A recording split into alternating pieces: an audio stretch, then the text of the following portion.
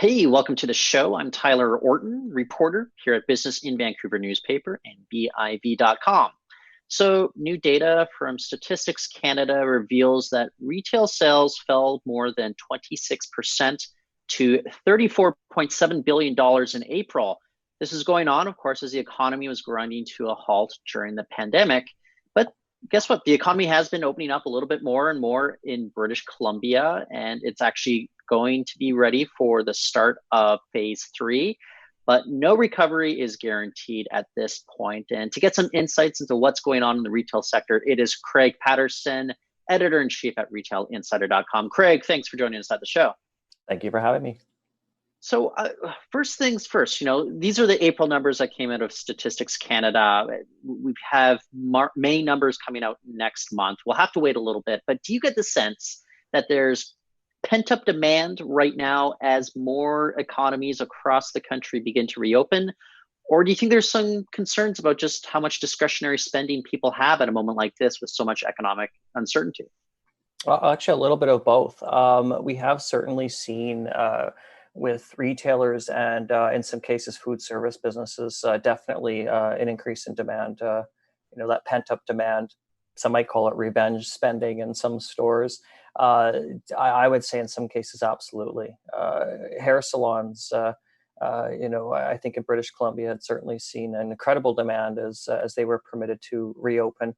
In other parts of the country, it depends on the reopening dates and whatnot. But Canada has become quite open in terms of businesses being able to operate, at least for now.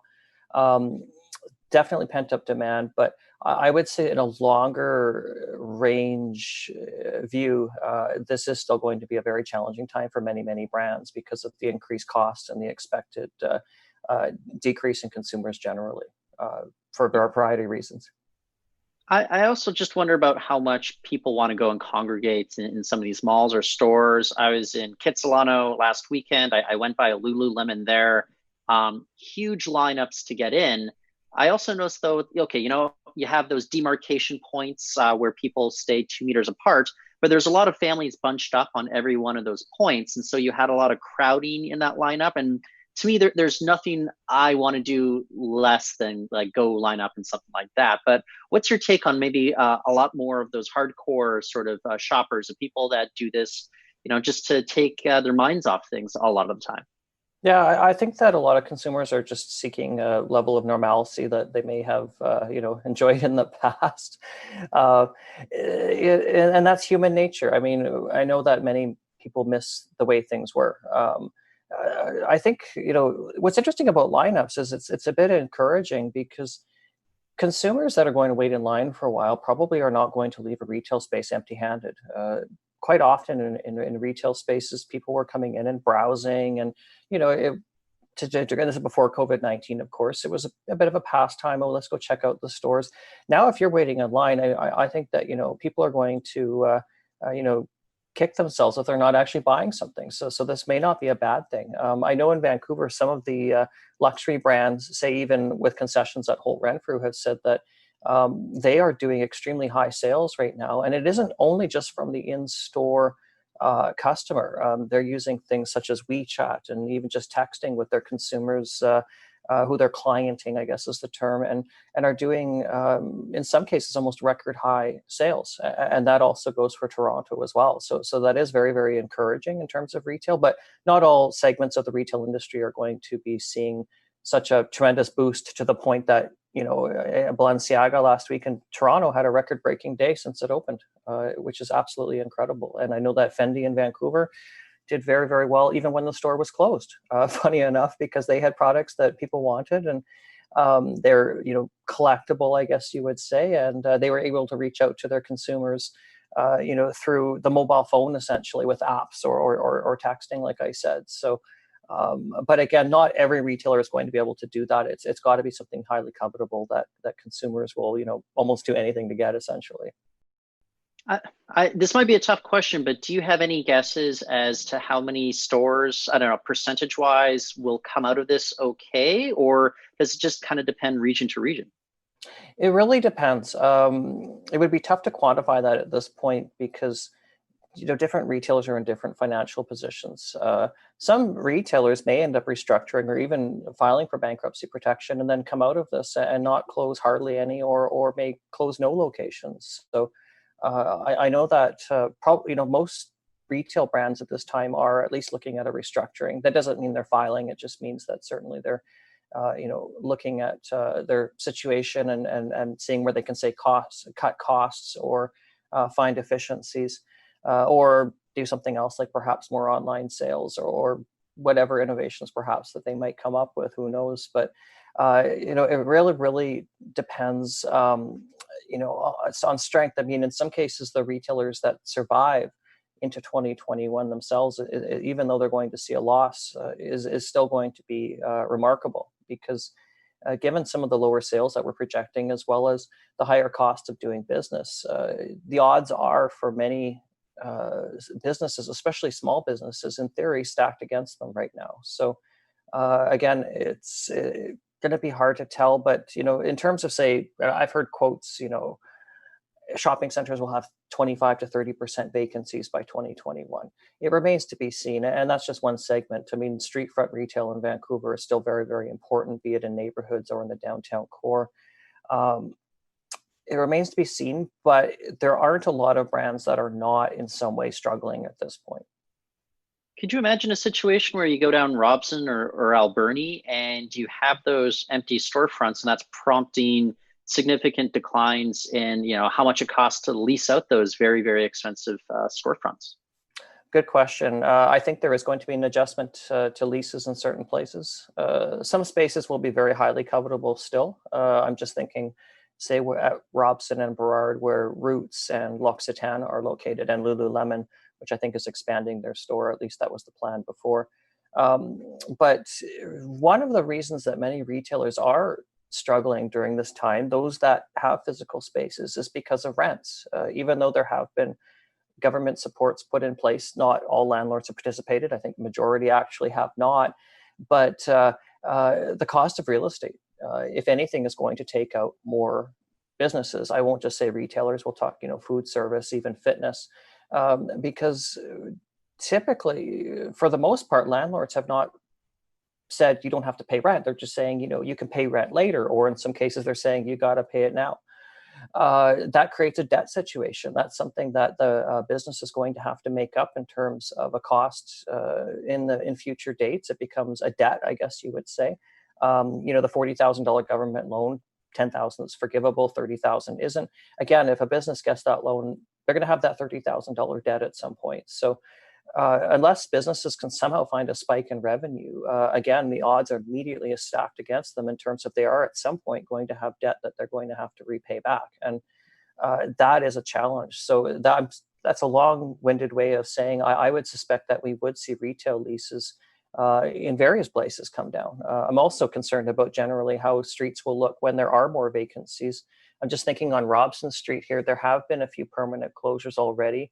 One, I won't say which business it was because I'm not 100% sure, but I'm pretty sure it has not opened yet, and they're saying it won't. So it's a food service business. I think the whole company is struggling. It's not just a Vancouver issue, but nevertheless, when you have a street with a lot of vacancies, it does affect the perception of the consumer, saying this isn't, it's not a place to be. It's not as vibrant. It's not as desirable. In some cases, it can even lead to a perception that a place is unsafe. That, I think, poses a challenge to streets. And that can happen on some of the best streets. In New York City on Fifth Avenue, there have been a lot of vacancies. The rents, in some cases, were quite astronomical. We're talking kind of between Saks Fifth Avenue and up north to Central Park. I would think that we would see a reduction in rents, certainly in a lot of commercial spaces moving forward, be it shopping centers or on streets like Robson or Alberni. Now, Alberni Street is positioned high-end. For the most part, it's considered to be part of the luxury zone, is what some might call it. And if those luxury brands are able to engage with the consumer, like a few of the brands I mentioned there that are luxury brands that have done really well, it remains to be seen. But nevertheless, not all brands on that street, I think, are actually going to make it. We may see a couple close, and I think one may have already. I just have to confirm it before I say anything.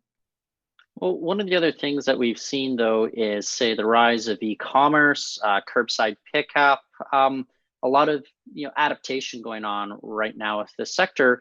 What has surprised you, or maybe what do you think is going to be one of the most profound permanent changes coming for retail after we get past the worst of this pandemic?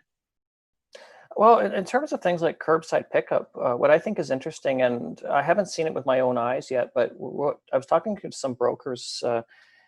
Shopping centers are actually, in some cases, going to have pickup zones where, say, if you're driving a car, this is going to be a suburban shopping center, not CF Pacific Center, but uh, people will have basically stop points for certain retailers, say in a parking lot of a shopping center, where they'll be able to pick up the items that say they purchased online. This will, well, I mean, it'll create some traffic congestion somewhere. It'll be unique. I mean, it'll be good for the consumer in that they'll be able to pick up their items and feel like they're at minimal risk of any sort of exposure. But at the same time, if you think about it, shopping center landlords have invested a fortune into creating a great retail experience. And if a person goes into a mall, they may shop at other stores. But if someone's just coming in, picking up their purchase and leaving, they're not going into the mall. Uh, they're also perhaps not buying something else as well that maybe they would have picked up in the mall, or have gone for a orange. Does Orange Julius still exist? Something like maybe a booster juice, or Sure. whatever. Maybe they'll go to the food court and have a meal. But food courts have certainly been impacted as well. I'm saying when those are back open and operational across the country. But I think that's one of many changes that we're going to be seeing to retail. Just wandering around stores myself, retailers in some cases are giving out face masks and gloves. I think Nordstrom is doing that around the country. They're very good about that. One in Vancouver, of course, downtown.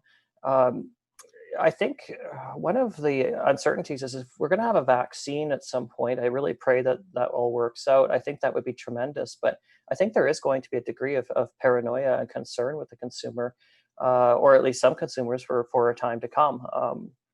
Yesterday, I was told in Toronto when the bars reopened, they allowed patios. They was shoulder to shoulder. It's a little bit scary. So this is usually a younger generation. So I think we're seeing a bit of an older generation. Those are a little more cautious, being careful. Some just want to get out and party. So it's really going to be interesting to see how this plays out in Canada over the next few months. Well, for you personally, I mean, have you been eager to go shop beyond, just the essentials that you need, or I don't know, has there been some reluctance on your own part? Definitely. I mean, I at this point don't want to catch COVID-19. Also, I don't really think I need a lot of stuff. Obviously, like I am going to go out later and buy some food and some Advil. But those would be like necessities, put in quotation marks, certainly the food part. But in terms of clothing, I mean, I'm working, well, I mean, I had a basic work from home situation before, but I don't personally need to go out and buy a lot of clothing. I go on camera quite a bit, and I've got suit coats and shirts and whatnot. But really, other than maybe some casual clothing, I heard Lululemon's doing quite well with that. I don't need to buy too many things right now. So I've saved some money in the pandemic. I mean, many people have taken a financial hit during this time, but also, the expenses in a lot of respects have gone down as well. So for those that are making the money they were making before, they may be coming out ahead at this point. Well, it's interesting. The other thing that I'm very intrigued by is the potential for AR and VR to kind of come alive in the retail scene. But I wonder if companies are willing to make that investment in technology right now to accommodate users, or if they see that this is actually going to be the right time for them to make that investment because things are changing so rapidly. Yeah, that's a tough question to answer for some, because some of that technology can be quite costly. Not all of it, certainly, but the question is, do the companies that are looking at it have the budget to be able to implement those technologies? At the same time, if you think about it, we are in a situation where, in some respects, rules can be rewritten.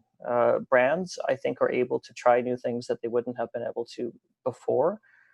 Consumers are a little bit open-minded right now, both because COVID has affected our perceptions of reality generally, as well as recent protests around, say, Black Lives Matter. I think there is a bit of an awakening with the population right now, and with that, I would see brands, certainly, in some cases they are saying, well, the old rules are out the window. The consumer is new, and why don't we try something different ourselves? And say with virtual reality, there is an opportunity to, say, showcase a product or something that's being sold. And the consumer doesn't have to have that face-to-face interaction, which could put them at risk of some sort of infection.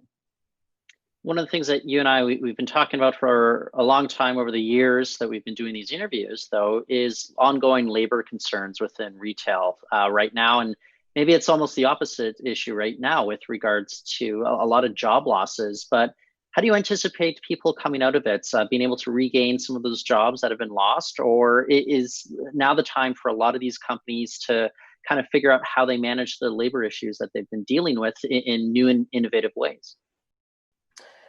It's interesting because we saw obviously mass unemployment in Canada with COVID-19. We had stores closed, we had other businesses closed, of course, and literally millions of people went on to some sort of assistance, whether or not it was CERB or employment insurance. What's interesting now, I've been told in many parts of the country, including in Vancouver, there is a labor shortage. One of the issues is some people are comfortable collecting government money right now. There are certainly some that are absolutely just wanting to get back to work. They want to get back to some degree of normalcy or the way that things were. But the fact is, when you're working with the public, there is more of a risk of contracting COVID-19. That I think is a major concern. So some people, especially say, even if it's a young person, they live with their parents or they have someone that might be at risk living at home with cancer, who knows, they may be more hesitant to go back to work. But also we're finding now that some are, and I know a few people personally who are more content at sitting at home. They're saying, well, this is our summer vacation. We're going to make $2,000 a month. In some cases, it could be, a couple making $4,000 a month, and they're each collecting $2,000. These monies are, I think, being put in place until August of this year. So I think the end of August, we've got some people just saying, we're just going to take this time off and enjoy it and do whatever. And so this is not good for the labor market in some respects. There are some things employers can do. I don't want to give a legal opinion here because I'm not a practicing lawyer, but there are, if a person quits their job, are they going to be eligible for CERB, or if they can turn down or deny work? But regardless, I've been told that there are labor shortages, and that employers are hoping more people will want to come back to work. But there are certainly those that are hesitant, and I'm thinking even with myself, if say I worked in a grocery store before this, would I want to go back? I don't know.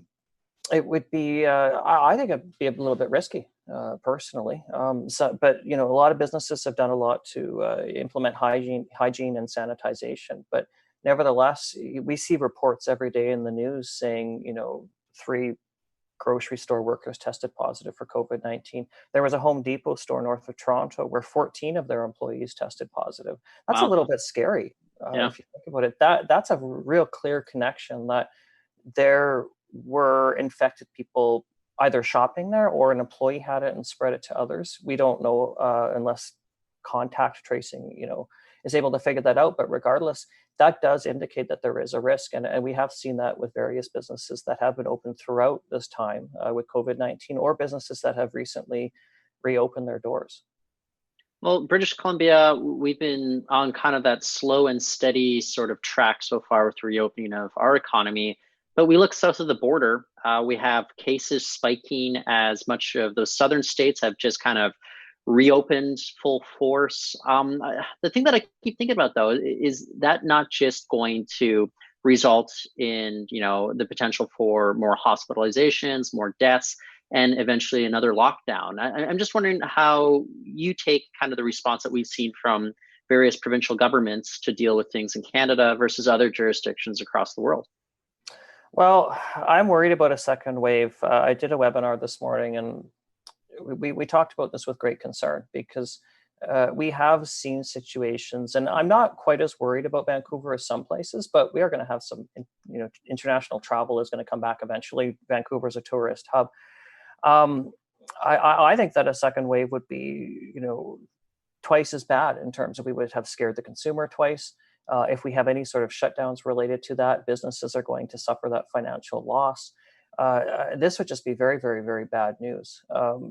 In terms of what we've seen with shutdowns, I really hope they were useful. I mean, basically what we saw was a period of many weeks where many businesses were closed. This pretty much almost decimated the Canadian economy. It's put us into an incredible debt situation that's going to take many, many, many years to get out of. I hope that was not all for nothing. And as we start seeing, say, international travel happening again, I hope that we wouldn't see spikes. And again, I think in Eastern Canada, this would be a bit more of a challenge in terms of, say, New York State and Michigan and a few others that have a lot of cases. Washington State, which is next to BC, hasn't been impacted nearly as hard as some places. But It's been and I pretty know, bad in Washington State. I will say that 10 times more cases in Washington State than in British Columbia. So a yeah. lot of British Columbians very reluctant to open our borders right now. But I'm sorry, go ahead, Craig. No, absolutely. And I'm thinking with like New York State, I mean, I don't even know what the Sure, multiple of is course. compared to Ontario. Yeah. It's gigantic. Like it's absolutely, it's mind blowing how, some states have had, I guess Washington in comparison to Florida is not terrible, but it's Right. way, way, way higher than British Columbia. British Columbia, I'm really impressed. It seems to have overall been able to contain COVID-19 to a degree. And I think that gives consumers in the province some confidence. And I think that's great. I would hope that there wouldn't be a complacency or at least an outbreak again, which could, like I said, be very, very detrimental to the economy overall.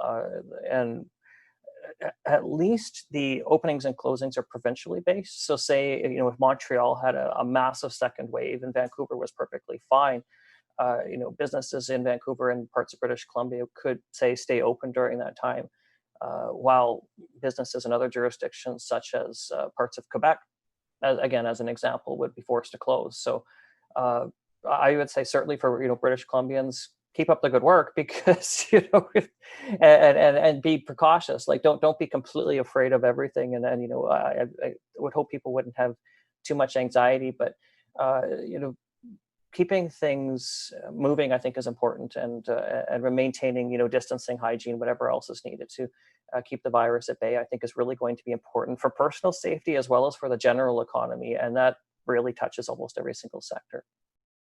Well, I'll leave you off with this question because it's also something we've talked a lot about over the years, and that's turning malls, turning stores into kind of this experiential sort of deal. Where you come in and there are events going on, or there are exhibits that will draw people in.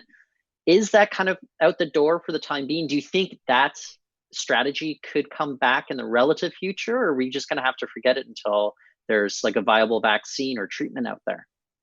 Yeah, I mean, probably the best retail experience right now is something that's contactless, but traditionally the retail experience that has been considered desirable has been interesting and has been customer service focused. So it's a good question because what I'm seeing already now with retail spaces as they reopen is we're seeing stores that are a bit more, say, spaced out.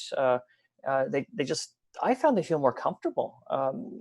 Again, I was at a Nordstrom Rack yesterday. The product was spaced out. It just felt like a very comfortable shopping experience. Way better, I would say, than before. Before it was very, very crowded. I haven't been in a Winners or a Marshalls store yet, but I suspect it would be quite the same. Whereas typically those stores are just racks and racks and racks of stuff, and when things are really, really crowded, they could be a bit anxiety inducing. So in some respects, I think that the retail experience being one which has a feeling of safety to it is going to be important. Also, I'm wondering what the future will hold in terms of retail spaces, probably fewer of them, being places to experience a brand, and the consumer may do things such as go home and buy something that they saw in the store, or they may be able to order it in the store and have it delivered. It seems like delivery now can be done quite quickly. Sobeys, the grocery store, they're going to roll this out around the country, like 1 hour delivery. It's pretty incredible. And if Wow. other businesses can implement something like that, what's the point of going to the store? Well, people, we still want to experience some stuff. I don't think people want to sit at home all day. Why not be able to experience the brand and buy it as you want? And Canada Goose has a store in Toronto like that, where which I think probably just opened today, which you go in and you don't actually buy the product and bring it home on the spot. They'll have it shipped to you very, very quickly, like even same day. But you're going in and you're experiencing the brand, you're learning about it, you're maybe testing a jacket in a cold room that has, the sub-zero temperatures, or just walking through the snow, there's different experiential elements to it. But that experience really at this point can't be a crowded one, if that makes sense. You're not going to want to have the Apple Store type of experience that we saw before, where the place was just almost packed shoulder to shoulder. That's not going to be considered a good retail experience, I think. Certainly at this point, I don't know when it will be again. I don't think it really was before. Well, I thought those iPads and those iPhones that already had people's thumbprints were kind of gross enough when I was going to the Apple Store. I don't want to go into an Apple Store right now during a pandemic, right? Yeah, I haven't been in one, and again, I'm in a place right now where they haven't been open. Like we're talking like today, stores are opening, but I have seen photos in other provinces, and with Apple stores, because some have opened, some have actually closed in the United States because of second waves that we're already starting to see.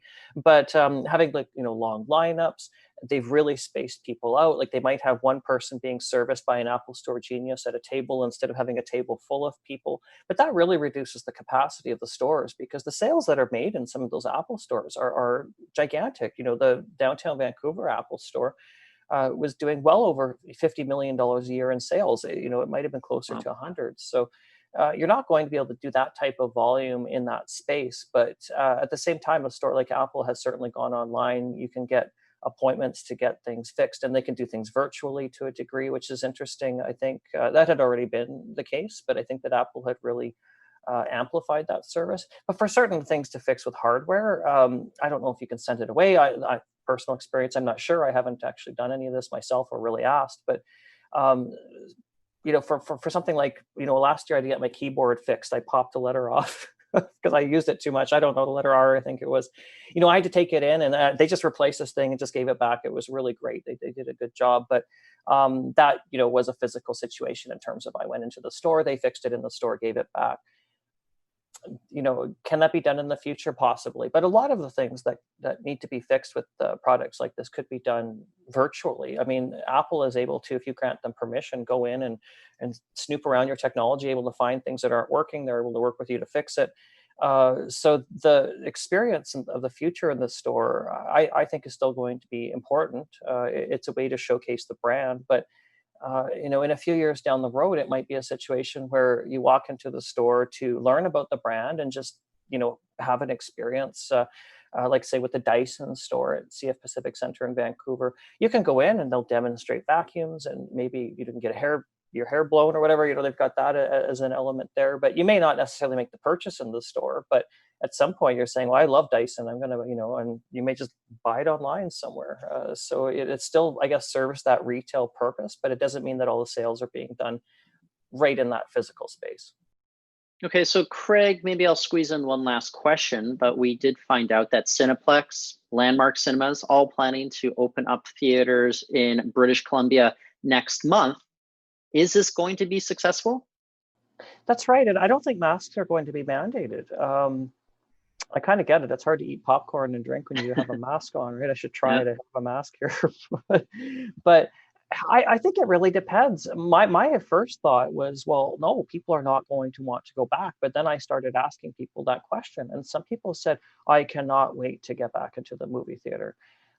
Going to movies in Canada isn't quite seen in the same way as the United States. I think that it's much more of a cultural thing in the United States than in Canada. But we still have a lot of moviegoers if you look at the theaters that are across the Lower Mainland and beyond. So I think that if things are spaced apart, I mean, some people just are going to want to get out. They're willing to take that risk, and different people are willing to take different degrees of risk. It's really fascinating. Some people are incredibly risk averse and literally will not leave their home at this time, and others are just like, nah.